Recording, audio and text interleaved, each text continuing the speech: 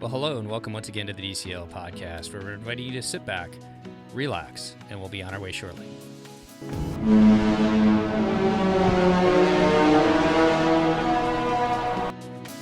Well, welcome back to the DCL podcast, your podcast to help you and your family cruise a little smarter. I'm your host, Lake, and as always, I am joined by my teammate here, the lovely Miss Christy. Christy, how are we this morning? Well, I'm doing well, Lake. How are you?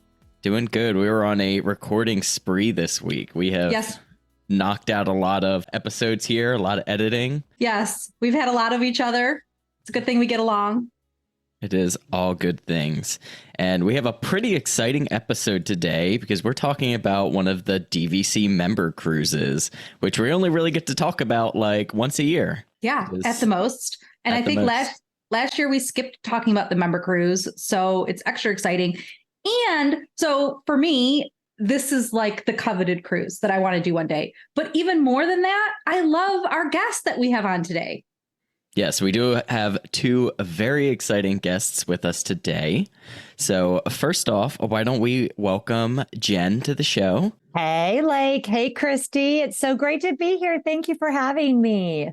Thank you for being here. You might recognize Jen's voice from her amazing YouTube channel, and she does lots of great insight on Instagram, gives lots of great insight on Instagram as well. But we'll give you an opportunity to say your YouTube channel again at the end, but it's Joyful Living and Jen LaForge, and I absolutely love them. And then our second guest is no secret to the Run Disney community, BB Brooke on Instagram, and now we can find her actually at the expo. She's just an amazing member of Run Disney community, so real and so just a joy. So welcome to the show, Brooke. Thank you so much. Thank you for that kind introduction. Hi, Lake. Hi, Christy. Hi, Jen. Well, welcome both of you to the show. We are very excited to have you and very excited to talk about this episode. So why don't we go ahead and get started and talk about why we booked this cruise and kind of what the allure of doing a DVC member cruise is. Why a DVC member cruise? So this was my second one. The first one that I went on was to Bermuda back in 2018 or 2019. I can't remember. And absolutely loved it. They are basically, I always tell people it's like D23 at sea, but if D23 only had like 1,200 people. You really get up close and personal with so many amazing Disney professionals, people who work for Disney, voices of wonderful characters that we all love. They usually have the Broadway people are on board, special entertainment, the swag, of course. And it just has a very different feeling because it's a charter as opposed to like Halloween on the High Seas, which is like an overlay of what they normally do. Because this is an actual chartered cruise, most of the normal stuff is not going on. And you have all of these special breakouts, special events. And that's really, for me, the focus of the cruise. So I was super excited. My friend Sarah that I sailed with is a DVC member, but had never been on a DVC member cruise. And she's very competitive when it comes to signing up for things. So somehow she got us a concierge cabin, which are they're hard to get anyway, really hard to get for a DVC member cruise. So when she told me that she was able to secure that and did I want to go, I was like, yeah, that would be great. Yeah, I tried to secure a cabin on that member cruise. We were going to take my kid out of school. We wanted concierge because I love the Wish concierge, and to spend that extra day in there would have been so wonderful.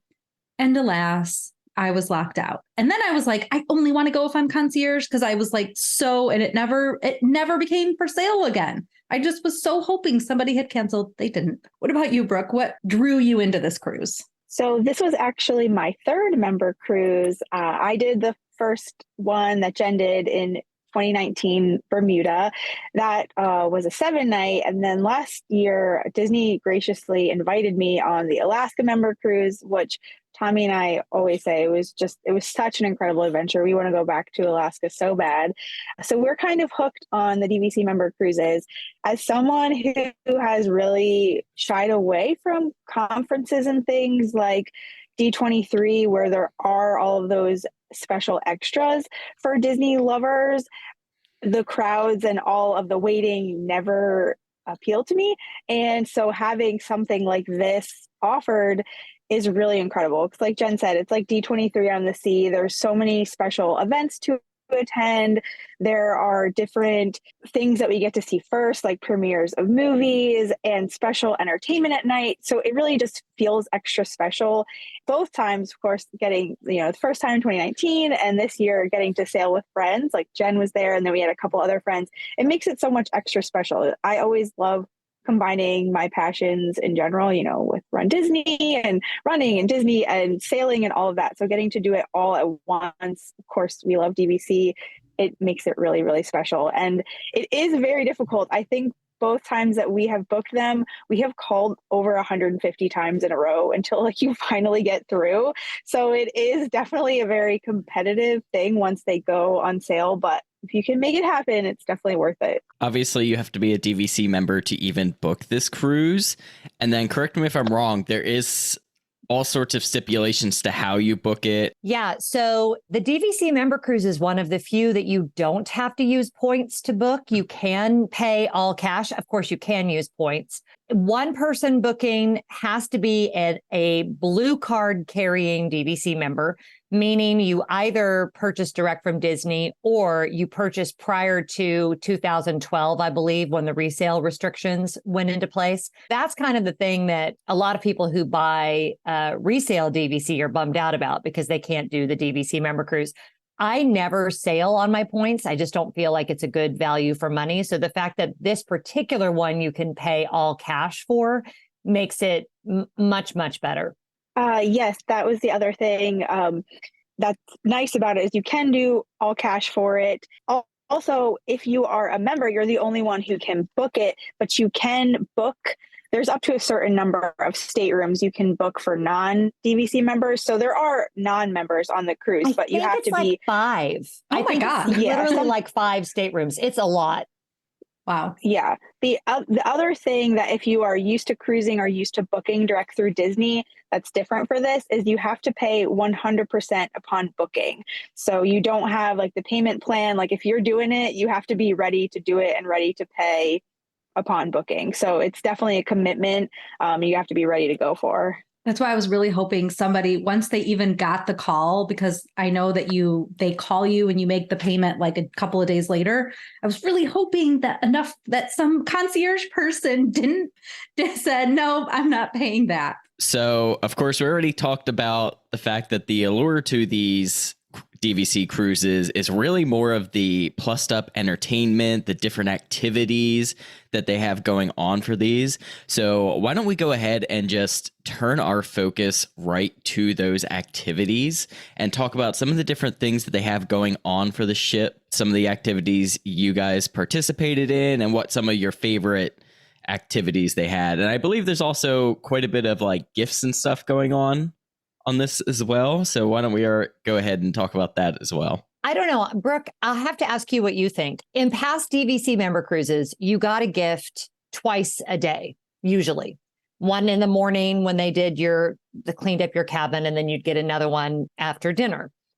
This time, however, they put it all in a bag that actually had a trolley sleeve, was ready to go home on the suitcase, pre-packed, and you got everything on the first day when you got to your cabin. Sarah, having never done a DVC member cruise, absolutely loved that because it was like Christmas morning. We had this huge bag. I mean, she was going crazy, and it was really fun to watch her. Brooke, how did you feel about them packaging it all together as opposed to getting the surprises throughout the week? I was a little bummed. I think especially when you tell someone every day you're going to come back in your room, and it just makes it special that walking in on the first day, I was like, wow, like they gave us a really big gift on the first day. And then upon reading, you're like, oh, this is it. And I wonder, I mean, I could be wrong. I wonder if part of it is because it was only a 4-night cruise and there would have been a lot of coordination just for a short amount of cruise. I feel like they jam-packed everything already. So maybe that was just part of ease on their part.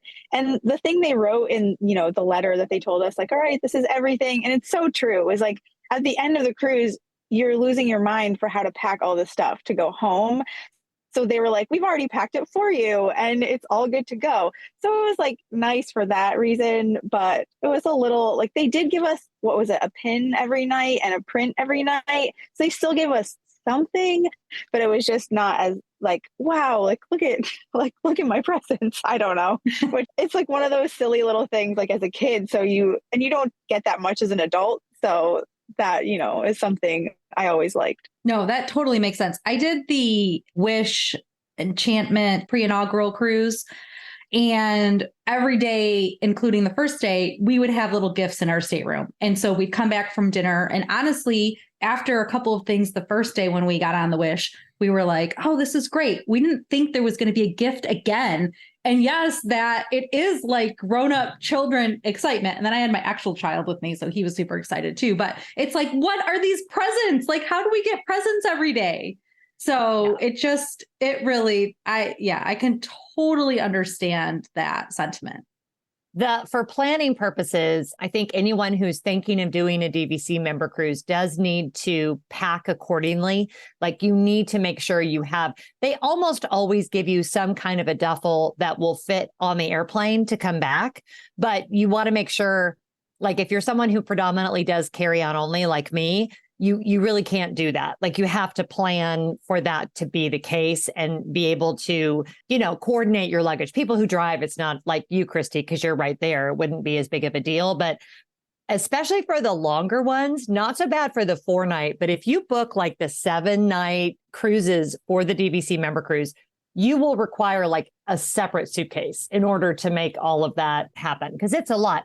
And a lot of it's big stuff, like a huge book that we got. And it's not all, anyway, it's just a lot of coordinating. I'm not complaining about it. It's just good to know. Yeah, that book is like 5 pounds. And I am a notorious overpacker. It is in my blood. And going to Alaska, oh my gosh, I think that I had 2 suitcases. I used half of Tommy's because I was packing for all different weather. And then we each had a carry-on. And then they gave us these huge duffels coming home that to come home, we went to the gate with our stuff. And we were like, oh, can we check our carry-ons? Because we each still had another carry-on from all the stuff that they gave us. I have to say, Brooke and Tommy and Scott and I travel together quite a bit. We got a rental car one time and they had to Uber because her luggage would not fit in the rental car.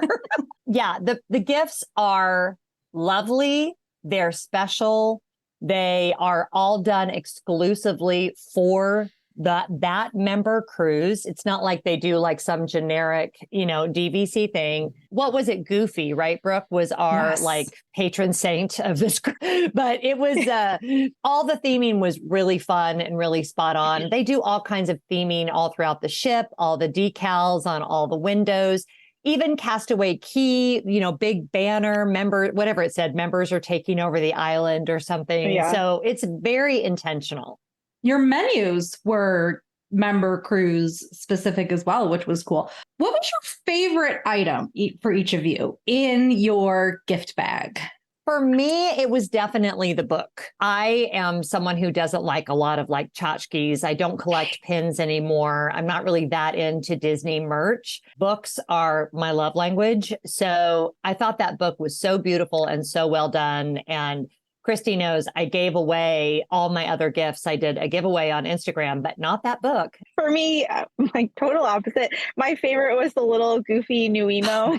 Last year on the member cruise, we got Mickey and Minnie, and they both had exclusive outfits that were designed by Brett Iwin and Ashley Eckstein. So they had like little Mickey and Minnie outfits, and Minnie had like a little parka. And then this year, Goofy was dressed in like a little vest that said Member Cruise on the back. And I am total opposite. I'm like, put my bag charms on, all of my little extra stuff. So Goofy has come on some adventures with me already. But yeah, I loved it all. But something like that, I love cute little things. So that made me really happy. Yeah, the person who gave me their gift kept one. I think it was only one, but one of the little bag charms that came with the, like, there was Haunted Mansion and the guy with the car, the Toad. And what was the third one? Were there actually 4, right, Brooke? Oh, because maybe. one Yes. you had to. This annoyed me. I don't remember reading anywhere that you had to go down to Marceline Market to get the 4th one.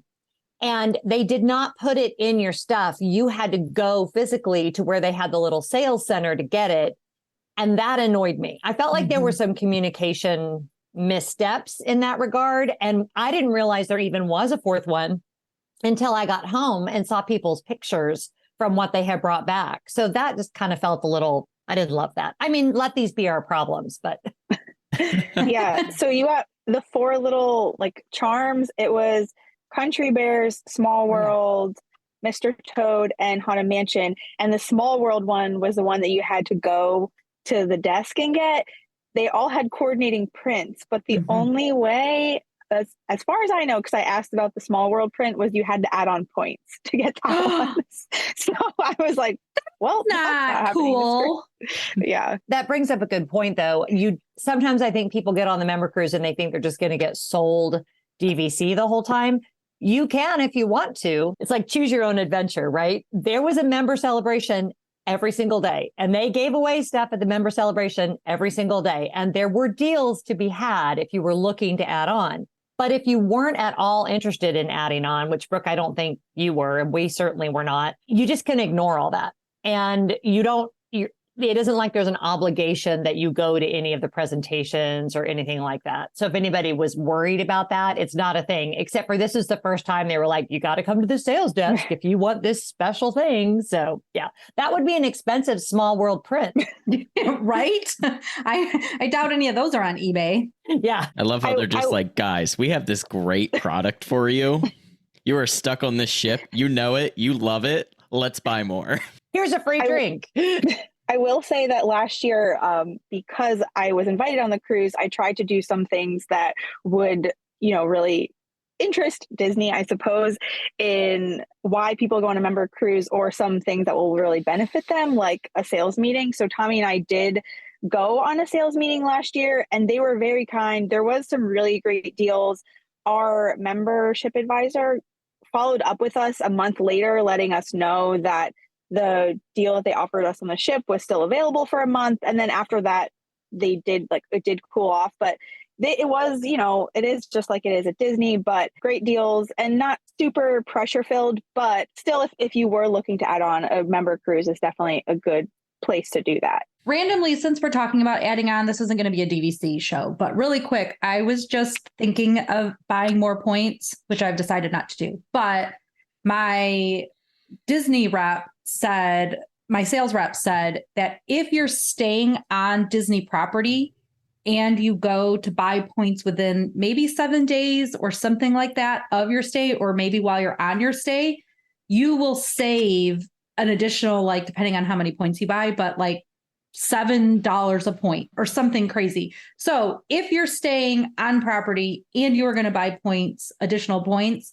definitely talk to your rep about that. And they offer really good deals on the ships to buy DVC anyway. I think the member cruise offer is slightly better, but I think Christy's advice is great. If you're planning on buying direct from Disney and you're planning on going on a cruise or going to the parks, wait until you're there to purchase, because they always offer some kind of direct incentive that's just slightly better. Sometimes it maybe only be like $500, and sometimes it could be like $3,000, just depending on what's going on at the time. So I think that's a really good tip. And in the past, when I bought my points from a cruise, like I initiated the discussion on a cruise, and we bought it when we got home because we were buying it in our trust. And so you needed paperwork, blah, blah, blah. But we were offered onboard credit, or they can take the price off your total points purchase at that time. So just keep that in mind, because it very clearly, at least back in 2018, onboard credit, we're giving you this onboard credit. Well, it was like a 3-day cruise. I didn't need $1,500 in onboard credit, and it wouldn't have been spent, frankly.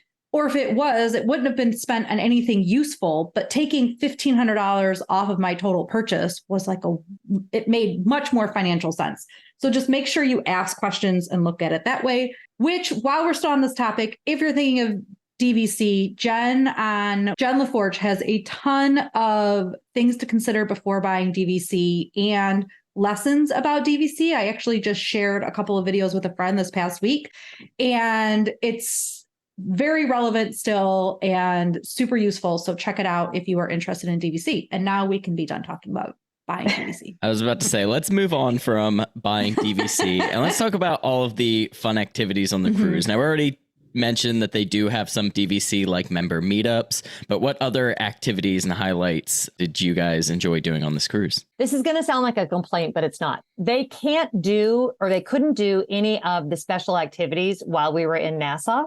Not with any of the celebrity people. And I found out later that's because they do not have work visas to work in Nassau, Bahamas. So they could not do any breakouts, performances, whatever. And so what happened as a result was they jammed everything into the day at sea, which made the day at sea impossible. There was no way to see everything. Y'all want me to read you the list of the celebrities that were on board? Okay. Anthony Gonzalez, who played Miguel in Coco.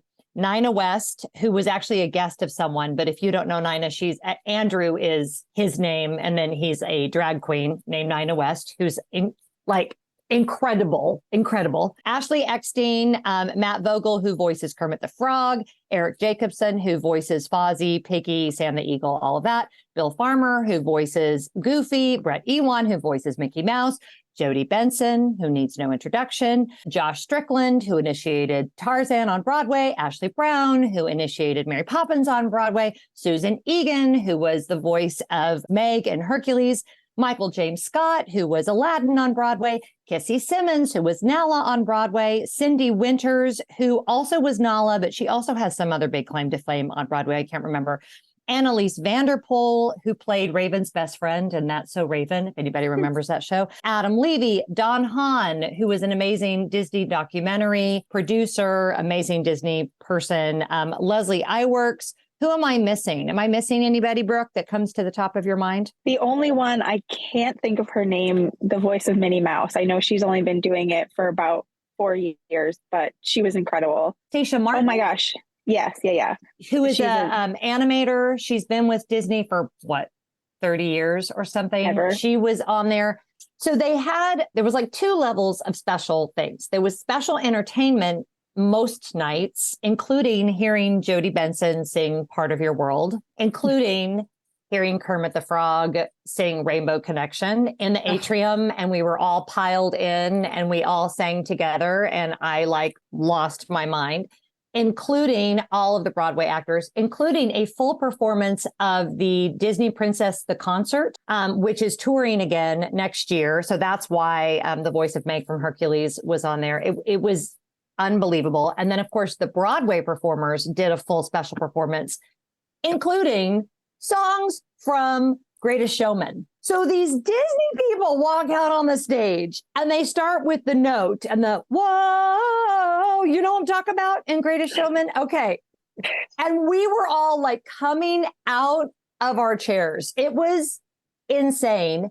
And then you have all of the more educational breakouts. So that's when you had people like Leslie Iwerks, who is granddaughter of Don Iwerks, daughter of another Disney Imagineer. So her grandfather is actually the one that drew Mickey Mouse. Bob Iwerks. Yes, Bob Iwerks. Thank you. I was thinking of, because it's her grandfather, her dad, and then thank you, for filling the name. I got too many names written down here.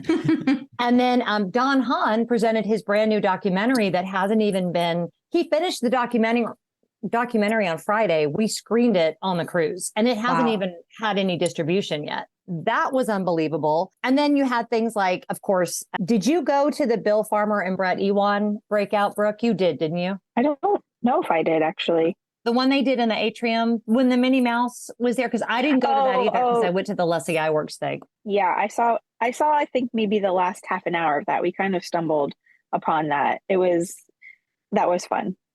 And you know, I mean, when are you going to see that? Like, when are you going to be hanging out with, and you see them all throughout the cruise too. I finally had the nerve to say something to Jodie Benson, even because she was in concierge. So I saw her like every day, and I hate being a fangirl. It like creates self-loathing in me for some reason. I just don't like that feeling, but I did finally say something to Jodie, like after swimming in the sea with her, right, Brooke? We had the cabana, 2 cabanas down, I think it was. I will agree. I felt like everything was so jammed, and especially going from 2 7-night cruises, which that definitely makes sense because first 7-night cruise we had, I think, 5 sea days, not intentionally 5 sea days, but the weather was why we had 5 sea days. But we had so many sea days, and then for Alaska, I can't think of a day that there wasn't something extra special going on or somewhere that you could go and see a performance.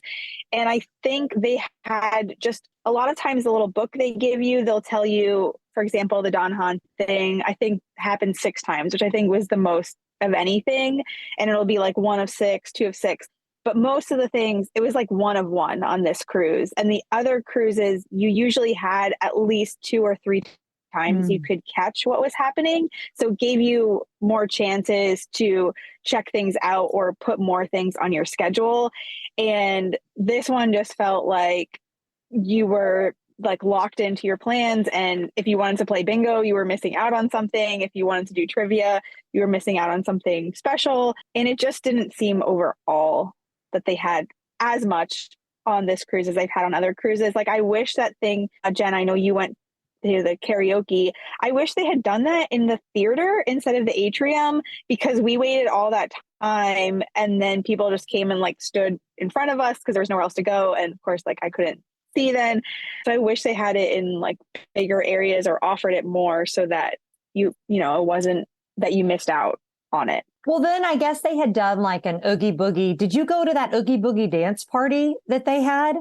Neither did I. And again, it was also, I could be wrong, but I think due to the strike, there was some things that felt like they weren't sure what they could do and what they couldn't do until the very last minute.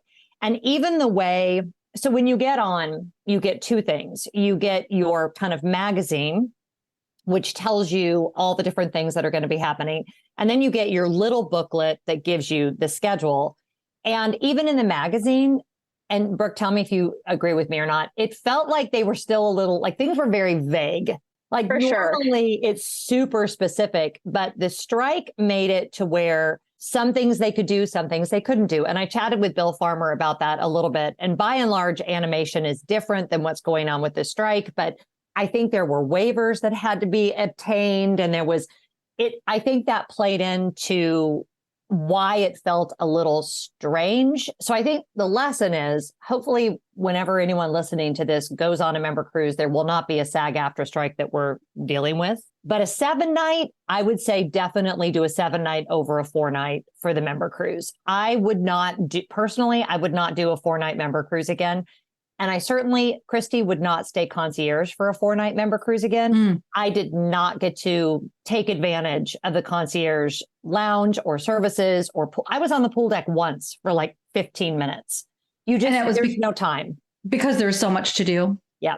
I was going to ask you before we leave concierge, I actually just wrote it on my sheet, because the Disney celebrities were, and I say that in quotes for the people who aren't seeing it right now, but because they were also in concierge cabins, do you feel like you missed out on the host sometimes interacting with you, or were you able to still get a connection with the staff in the lounge at all? Oh, yeah.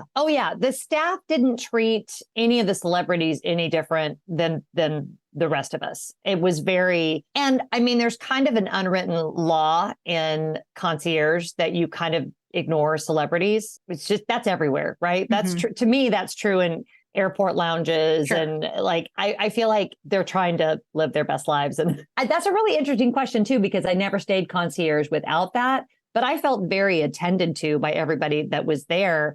We just weren't in there because we were out doing so many things.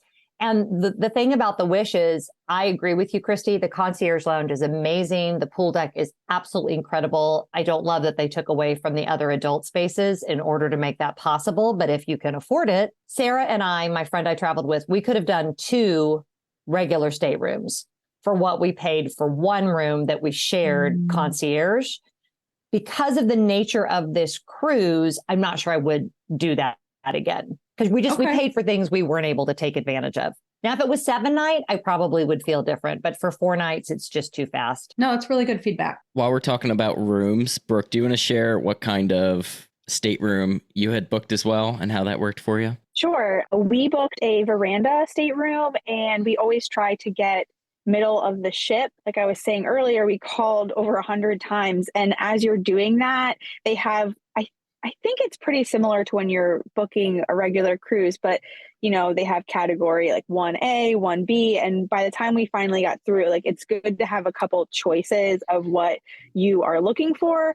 I think we were on the 7th or 8th floor midship, and we had a perfect room location. So we were really excited about that. We love a veranda, and it was great. I don't even remember what theme our room was because that was my 3rd time on the Wish, but it was nice. We had a great stateroom host. I'm going to turn it into dining here real quick. We mentioned that there were some like specific menus for DVC. Was the actual food or dining itself different as well? No.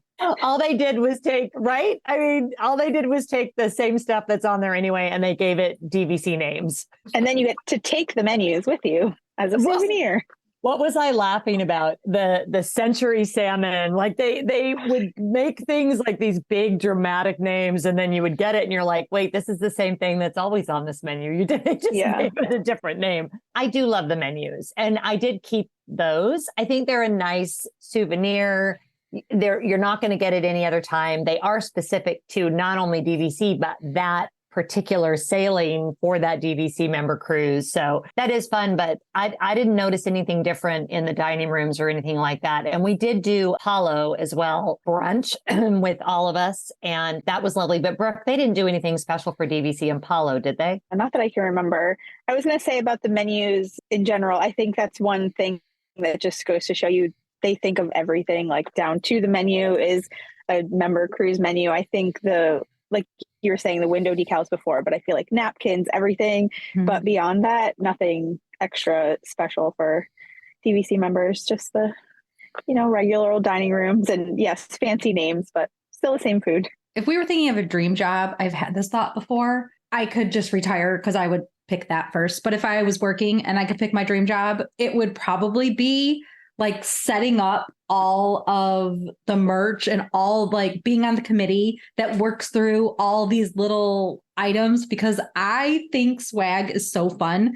And how fun would it be to be the one who like picks the swag for the cruise and like comes up with it? So the last member cruise, one of my viewers actually commented she works on the team that does that. And so she was like so excited to see me go over all of the stuff and how much I think they put so much thought and intentionality into it. And she said she teared up watching it because it's not often they get to see, they do all the work, but it's not often they get to see people's reactions to everything. And I will say this, the event staff on that ship, I would see the same people at 7:00 in the morning that I would then still be seeing at like 10 o'clock that night.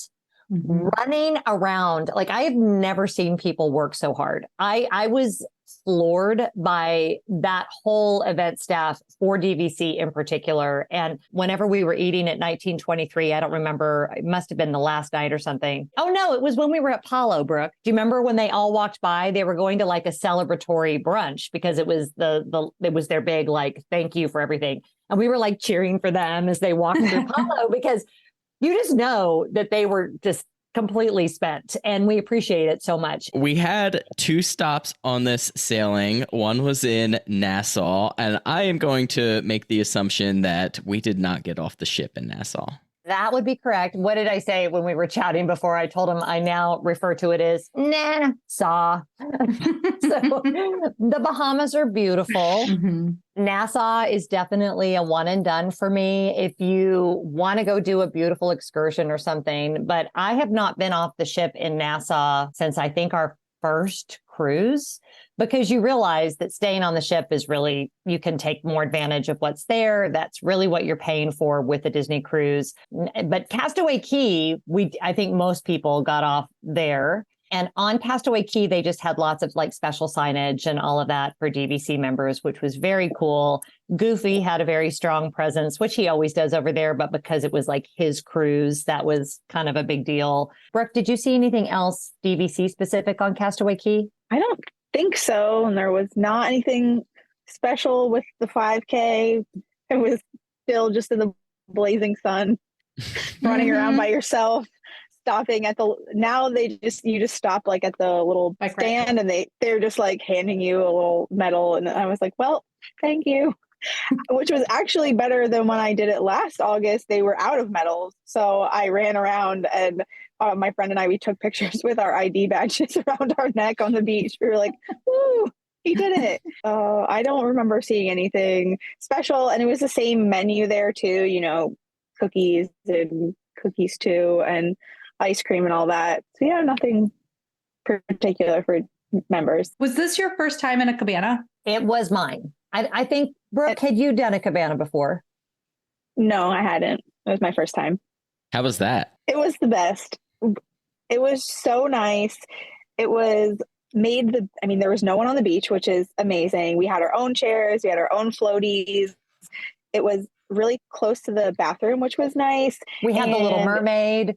Yeah, we had the Little Mermaid right near us. It was really nice after running too, because there's like a little space in there that has a curtain so you can change. And then they had waters and stuff for us, like soft drinks and fruit already in there. They had Your Coke, sunscreen. Your Coke for my after Coke your was run. there, which I do not know. I think I don't know why, but I got there and Jen was like, "Are you okay?" And I don't know. I was like, "I just think it was in the beating sun," and I was like really red, and I actually needed a Coke after a 5K, which is not normal. But she was more. I have run marathons with her. She was more red after that little 5K than I have seen her after running 26.2 miles. I told you. It was so hot because I had done the cruise just the weekend before you, and I was training for Wine and Dine. So I think I had to run 6 miles that day, and I like about died. It was just so hot. Yeah. It's also like confusing. You get out there and then you're just like going around the bike path a bunch of times and you just keep seeing the same people. And so then you're starting to get like, oh, am I going the right way? Yeah. And after January, I did the Castaway Cay Challenge. So there was actually, like mile markers and stuff. So then I was like, was there a character here? So I think I was also a little like out of it. But yeah, it was really nice coming back to the cabana. They do have like an attendant, but I think we used them maybe one time, but they were very specific about our food trays. Like we could bring our food in there, but they were like, when you're done, put your napkin over the tray because the birds will come. And the birds came. Like we had all of our trays covered, but they're like, okay, it looks like they're done eating. They were like right on us. But it was just so nice. I think I ended up staying the longest. I stayed until they almost kicked us out. Jen, I think that was when you had your blowout. So you and Sarah left early for the salon. It was just so nice. I laid there, I read a book. I was like, I want to live here. I was like, now I can never go to Castaway Cay without a cabana again. I'm spoiled. The problem with the cabanas, as you are well aware, Christy, is that unless you are staying concierge, and honestly, on the Wish, unless you're staying concierge and the person has Castaway Club like status, like it's not their first or second or third cruise, you're not getting a cabana. So again, it was Sarah, my friend, who was very competitive about booking things, was like, knew exactly when she was supposed to call, when that was all supposed to happen. And then the concierge takes care of it for you. But I think by the time concierge booking was over, there were no more cabanas left. So I think hopefully they fix that in, what's the new one called? Lighthouse Point. I think it's supposed to have more cabanas because I think it is such a nice perk. And for us, like we all split it. And I think it was only like, I don't remember how much it was total, but split between 3 parties because there were 6 of us in the cabana. It was very reasonable for everything that we got there. So how did you feel? This was the question I was going to ask. How did you feel having 6 adults in the cabana with you? we were all doing stuff. So I'm not sure, other than when we were all, there was one point when we were all there chatting, but there was like Tommy went snorkeling. It was Scuba Steve. He had, was that the first time he had ever snorkeled? Yes, that was the first time he ever snorkeled. So that is one really cool thing, is that all that stuff is included. So if you were hesitant to rent snorkel gear because you're not sure you're going to want to snorkel, you don't have to worry about it, because you get snorkeling equipment, you get a bike rental, you get all that, a floaty rental and whatever. So Tommy, of all the things in my life that I regret not filming, this is top of list. Tommy comes out of the cabana full Scuba Steve. He's got the flippers on, the whole thing. And he's like, okay, I'm doing this for the first time. And when I say that everyone was laughing, like everyone that was in a cabana was laughing at Scuba Steve going in the water, but he had fun. So see, you get to try new things. I don't think we ever felt crowded or anything. Like Jen said, we were all, doing things at different times, and maybe we were all eating at the same time. More than that, with adults, it could be a little tight, especially if you were just like hanging in the cabana, but we had a lot of space and we were all like bouncing around. So it was plenty of space. It was great. Oh, I want to go back. I know, me too. Don't we always? We also had the perfect weather for the day. I know that has to be tough if you get there and you have a rainy day, or you have like a not great weather day. You don't really get to enjoy as much.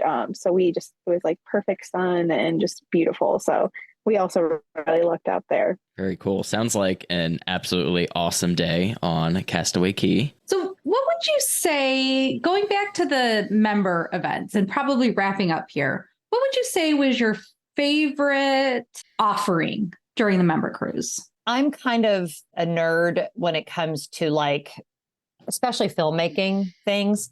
So having Don Hahn and Leslie Iwerks both on board. Leslie Iwerks is such an amazing documentary filmmaker. Don Hahn is an amazing documentary filmmaker. And as kind of a student of all of that, I could have sat and listened. And Leslie Iwerks, I actually got to chat with quite a bit in the concierge lounge. And that was that was less fangirling and more just like, I want to hear more about your craft and things like that. So I'm not sure most people would say that was like their favorite thing, but I'm watching Lake nod. It's like to have that kind of proximity to people whose work you really admire like that. Mm-hmm. And, I love Bill Farmer. He and I, we got to hang out with them a little bit, he and his wife, Jennifer, when we were in Bermuda. And so I kind of know them a little bit. And so it was just great to see them. But for me, it's always like the really nerdy things. And then, of course, singing Rainbow Connection with Kermit the Frog. Oh, and we didn't even tell you that during the Disney Broadway thing, oh gosh. Okay, here's all the Muppets that were there. Because, of course, you've got Eric Jacobson and Matt Vogel. So between the two of them, they voice quite a few of the Muppets. So we had Sam the Eagle, Fozzie Bear, Animal, Miss Piggy, and Kermit like did a bit during the whole Broadway thing. So it just boggles the mind. Like you can't even quite take in everything that you're seeing. That is the only thing, and I can't believe I didn't mention this when we were talking about concierge, that was a huge, huge, huge plus that I take back what I said. If you're really into the performances, you know what I'm going to say, that we got in early to the performances and we were able to sit like 4th row center every single time. That's a game changer, because typically everyone had to line up. Like if you wanted a really good seat, that had to be a major commitment because these were such big deal performances. I have a question. Obviously, it sounds like we didn't prefer the DVC Member Cruise being one of these shorter cruises. If they were to do it again, would the benefits and the activities available still make you want to book it? Or would you maybe pass if they continued and did another, 3 or 4 night sailing like this? I wouldn't do another 3 or 4 night member cruise. Brooke, how about you? I don't think I would either. Tommy and I are booked for the Mediterranean one. That is this coming May. So that one is a 7 night. I think after doing 2 7 nights and then this one, I think all 6 of us agreed. It was just so much packed into too short of amount of time. And this time for me, I felt like my favorite things were the Princess performance and the Broadway performance, which I always love. But I feel like the other 2 that I've done, I had more time to do more of the breakout sessions, and I was able to do things that I guess, I don't want to say like more out of my comfort zone, but that I would like be able to fit into my schedule and take advantage of. Where this time, this sounds a little lame, but I was training for Berlin. So I was on the treadmill one day for like about an hour. And so like that took away time, where a longer cruise, like that wouldn't have been such a big thing at this point. So I don't know that I would do a short one again, just to get the full benefit out of it. Well, I think we've about covered everything that I wanted to cover. I think we actually usually I ask about like our big highlights at the end, and I think we've already kind of just covered that as well really well. So great job. Super thorough and great information. I'm not a DVC member, so I have not had the luxury of doing one of these cruises, but they do always sound so interesting when we have guests on who have done them. It sounds like, honestly, it all sounds like information and entertainment that I think anyone can be super into if you are a Disney fan. We have covered member cruises on 2 different episodes. Episode 99, we had Amber on to discuss her member cruise. And episode 55, we had another listener on to discuss her member cruise. So if you are interested in hearing more about those cruises, you can go to dclpodcast.com and just type in the chat or type in the search bar that Lake added to the website, member cruise, and those episodes will come up. As just a reminder, they've fallen off iTunes, so you would have to listen on the website or a different podcasting app. Perfect. Jen and Brooke, you both have your spheres of influence out here in the Disney universe. So why don't you both just take a moment and let listeners know where they can follow you, kind of what your focus point is as well on your platforms. Yeah. So for me, my focus is definitely long form content on YouTube. I have 2 channels. My main channel, Jen LaForge, which is travel vlogs for Disney and all over the world, different travels, Japan, Greece, all the Disney destinations as well. And then Joyful Living with Jen LaForge is my lifestyle channel. And that's where I will discuss packing tips and lifestyle and all of that kind of thing. And then, of course, on all the other socials, but you can literally just put Jen LaForge into the googly Google and I will come up on all the things. I'm the only one. And for me, I am BB Brooke on Instagram, and that's where you'll find my main content. But for me, the biggest thing is that out of the content is my business, which I design and sell licensed Disney accessories like ears and scrunchies and jewelry and all of that fun stuff. And along with sharing my journey and my products, I also share about my running. I love Run Disney. I love running outside of Run Disney now. And you can catch me at the Run Disney Expos this season. And I love Peloton. And so you can find me there. But all the fun movement stuff, and that's where you can find me. Both of these ladies have amazing channels and amazing platforms. Yes. So definitely go and make sure to check them out. Give them a follow. And Brooke has some really, really cool different merchandise as well. Mm-hmm. I think most well known for the ears, of course, but a lot of other cool things. I know my wife actually just mentioned wanting to stop by your booth to pick up some of the Magic Band little band holders because she needs a few more of those. Awesome. I think that's going to do it for this episode. Thanks everyone for listening. Jen, Brooke, thank you so much for coming on and sharing your experience on the DVC Member Cruise. And we hope to hear from you again soon. Thanks for having us. Thanks so much for having us. Yeah, thanks, ladies. Bye, everyone. Well, that's going to wrap up our show. Once again, we want to thank Jen and Brooke for coming on and sharing their experience on the DVC Member Cruise. Make sure to check each of them out at Jen LaForge on YouTube, as well as BB Brooke on Instagram. If you are enjoying the show, we greatly appreciate you leaving us a 5-star review on Apple Podcasts. We would also like to thank our Patreons who make this show happen each and every week for us. You too can help support the show by joining our community by visiting patreon.com/DCL podcast. Whether you're boarding a cruise, enjoying a trip to the parks, or adventuring outside of Disney, on behalf of myself, Steve, Christy, and Nova, we want to wish you smooth sailing and safe travels, and we'll see you next time on the DCL Podcast. The DCL Podcast is not affiliated with the Disney Cruise Line, Walt Disney Company, Adventures by Disney, or Run Disney. All of the opinions expressed on our shows are those of the hosts and the guests who appear on the show. If you have any questions about any of these products, please contact the Walt Disney Company.